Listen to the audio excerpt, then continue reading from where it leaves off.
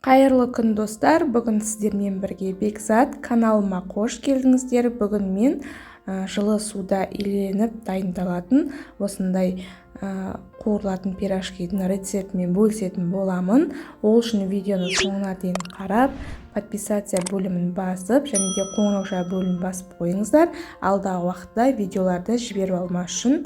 Енді бізге керегі осындай ұнға бір жұмыртқа салып, және де қасықтың ұшымен тұз, ас қасықпен қант, және де ас қасықпен толтырмай, яғни аштығымызды, дрожжымызды салып аламыз.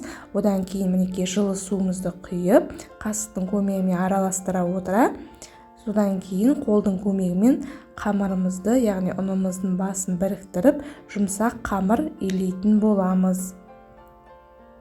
Мінекей осылай қазір мен қолдың көмегімен жақсылап қамырды илеймін, және де 1-2 сағатқа демалдырып қоятын боламын. Қамырым көтерілгенше бетін жауып, және де қамыр көтерілгеннен кейін сұйық маймен тағы да бетін қайтарып бастырып қойсаңыздар болады. Мінекей осылайша қамыр көтерілді. Енді сұйық майдың көмегімен осылай қолыма жағып, қамырымызды қазір өзімізге ыңғайлы етіп кесіп аламыз.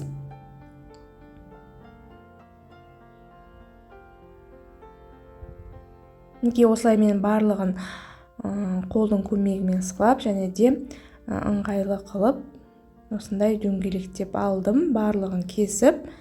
Содан кейін оқтаудың көмегімен осы кішкентай қамырларды жаза отырып, ішіне салмасын сала отырып, пирожкиміздің дайындайтын боламын.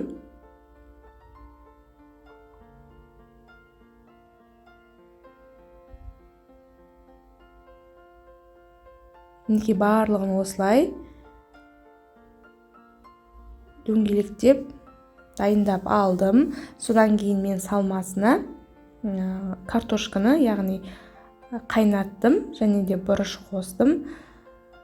Сөйтіп осылай қамырымызды жазып, қасықтың көмегімен осылай салманы салып, картошкамызды, содан кейін басын біріктіріп, осылай түйіп шығамын. Мінекей осылай түйіп шықтым. Ешқандай да қамырым қуырған кезде арасы ашылып кетпейді. Дәл осылай жабысқан күйінде пісіп шығады. Мінекей екінші күлшені осылай қатты жұқада емес, орташа қылып жазып шықтым. Содан кейін ортасына тағы да мінекей салмасын салып жатырмын. Енді басын біріктіріп түйемін де, осылай екі ұшын қысып, жақсылап біріктіремін. Мінекей осындай әп-әдемі болып, шағын пирожки болып шығып жатыр. Келесі қамырды тағы да дәл осылай қайталаймын.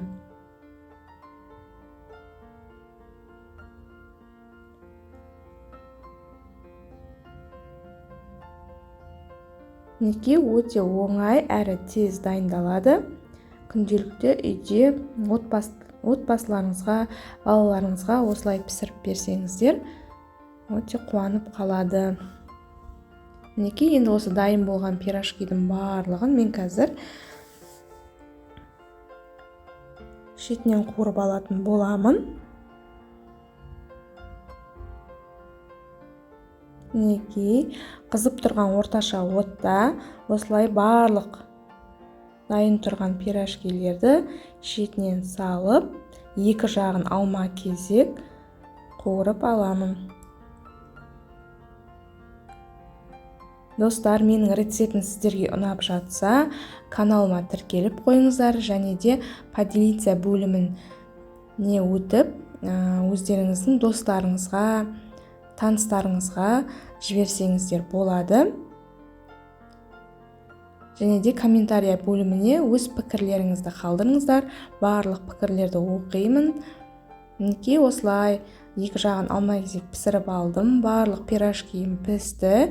Енді балаларым мәз болып жейтін болады.